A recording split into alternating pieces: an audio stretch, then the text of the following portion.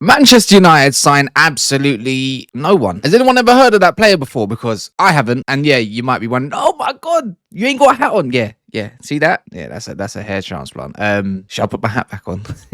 Smash the like. Subscribe if you're brand new. David Ornstein has been back in the news when it comes to Man United. And it's the same circle every single year. Where we get told we get no money. You know, we don't have a budget. It's not going to be as much as what people expect. And then we go and blow about 200 million. Well, let's see what he has to say. This is exactly it. So this is what he came out with. And I'm going to read off my phone. Man United's summer transfer window may not be as crazy as some expect, but the club has plenty to address. Yeah, it won't be crazy. We've got plenty to address. Yeah, makes sense.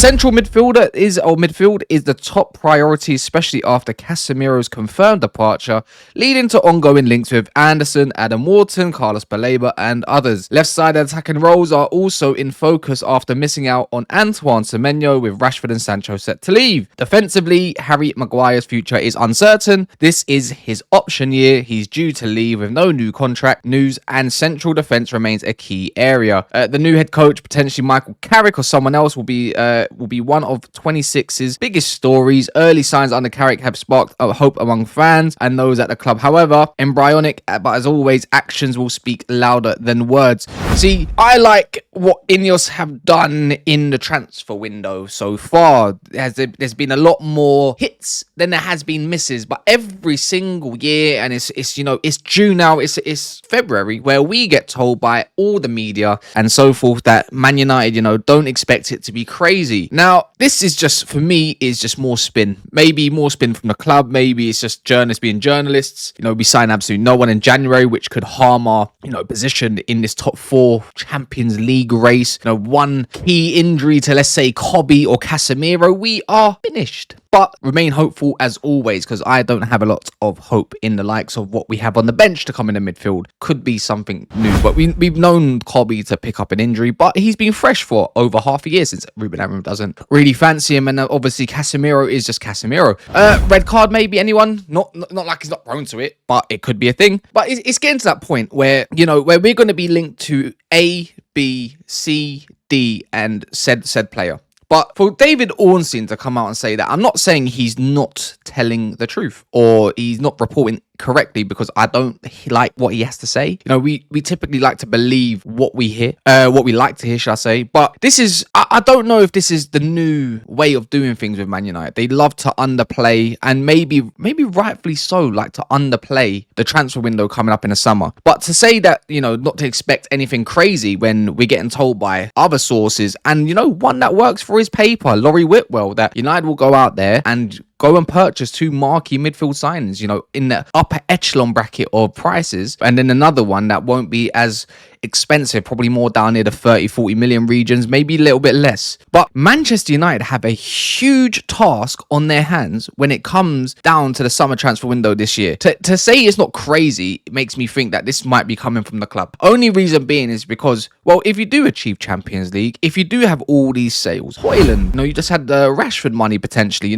saving wages on Casemiro when he leaves, Sancho and the rest of them that are out there with obligations and so forth, and maybe Agate's leaving and maybe Xerxes leaving, there's going to be cash at hand. Man United need to be going into this window considering the other counterparts, spending how much money they have, circa 500 million in a space of 6 months. Liverpool, even though you could say 12 months because Jeremy Jackie's now going there for 60 million, but remember people, Lenny Yoro was overpriced and overpaid for, even though they just did it. Yeah, make it make sense. But, and then Manchester City, since last January to this January, has spent roughly about $500 million as well. And Chelsea, less said. And you know what? Even Arsenal, all these top teams, Aston Villas and Newcastle, they're spending some good money. If United don't go above that 200 million bracket, we could find ourselves in trouble. We need to replace players with more players, and you can't just keep doing like for like. We need a squad. Now, this is what I mean by the terms crazy from David Ornstein. We need to be going out there and arguably needing 3 midfielders. I think the third midfielder is actually in our academy. If you can't keep screaming Manchester United DNA and the rest of it, if you're not going to use Carrington, right? I'm a big fan of our academy. Jim Thwaites is next up. Morehouse just come from recalled on loan from Leyton Orient. Big fan. There's Jace Fitzgerald, maybe a little bit too soon. Big fan. I don't think if you're going to get a third, fourth, fifth choice midfielder, whatever you want to call it, you know, I think we can look within, right? But then you're looking at left wingers, as he said, potentially centre back. The one position that's quite concerning for me is the other ones for me,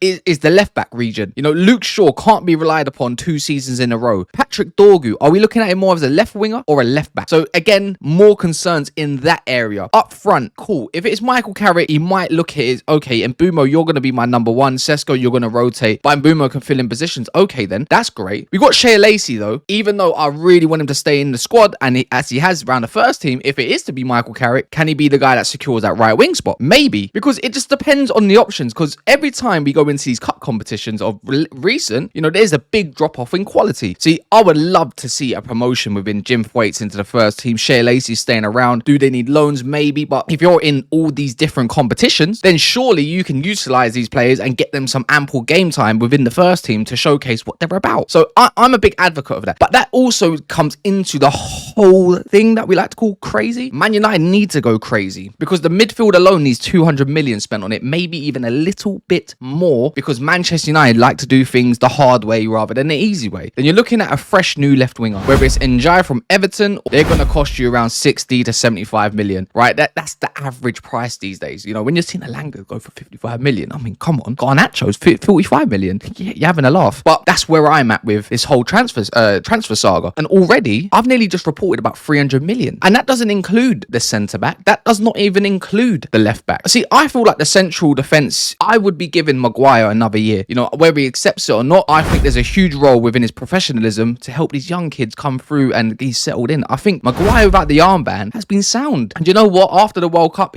I think he's going to get selected. He could be worth something as well, but I just don't view him as someone that you need to go and sell to make some sort of money off of. I think he's got a role to play. Off the bench, full fifth choice. I mean, come on. You got De Ligt, you got Lissandro, you've got the likes of Heaven and Yoro as your 2 marquee young staple centre backs for the future, and then you can have a Maguire. I don't really look at central or the centre back as a position that Man United need to be going out there and securing, because when you go and actually have a look at what's available on the market in the central back area, it's pretty poor. You know, I'm looking around, I'm thinking, okay, there's Schlotterbeck, injury prone. Romero wants to leave. I think he's a problem. I don't know if I'd fancy him. I don't think the right hand side. You look even a little bit more for the experience. You're looking at kids over in Italy these days, or Club Bruges even. That's great and everything, but we've got food at home. There's dinner. Go and develop what you've bought. You put a 60 million investment in Euro, use him. You got an Aiden Heaven at £1 million bargain, use him. You know, whether he's been looked at as a left back or a DM these days, I don't know. I just don't feel that's an area that Man United should be going towards. And you know what? With all the money that I'm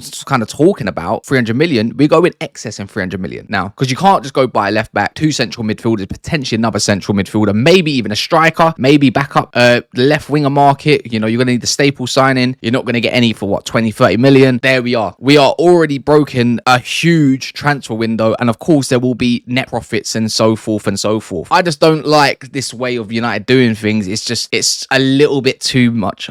What's that, PTSD, anyone? But yeah, United do need to go out there, and there's been recent reports even on Elliot Anderson. I think he begins with a C, Collymore, something like that. He does all the Midland news. I'm not too sure how reliable he is, but he's talking about Elliot Anderson hasn't exactly made up his mind. Now, maybe, just maybe, because I thought he was City bound, right? Especially with the reports 2 months ago, but maybe with the resurgence of Manchester United's newfound energy under Michael Carrick, there we are. He might think, oh, this could be the team for me, and it looks like he is Manchester United's #1 target to go and get, and I don't blame him. I mean, if it was up to me, I'd think I'd want Anderson and Wharton more than Belabor, but I quite like Belabor's dedication of wanting to play for Manchester United. If you're going to do a rebuild, you want players to come back to the clubs that they love, they support, and they're going to put 100% in for. That's where I'm at anyways. But let's see. The transfer window, look, we're going to get linked to absolutely Pete Tong, everyone. Are you prepared? Yes or no? Because, well, I am, but I'm not. Because I just want to see these signings done early enough, so for whoever the new coach may be, new manager, whether it is Michael Carrick, I'm a big advocate for Michael Carrick right now. Yeah, hopefully they settle in quite quick, and then we go to pre-season and have a really good season, because it's been, I don't know how long, you know, it's only been 3 games. It could still go very left. I doubt it. Anyways, people, smash the likes. Let me know what you think in the comments. You know, what's your whole take with this PR spin, David Ornstein, Man United's transfer activity? Is this the start of something brand new potentially, or is this just the start of whatever we known for the last how many years? You ain't got much money in the bank, 100 million, we're broke, you know, cash reserves are running out. Jim Ratcliffe. Well, we'll see. Anyways, smash the like, subscribe, all that good stuff. See you next video.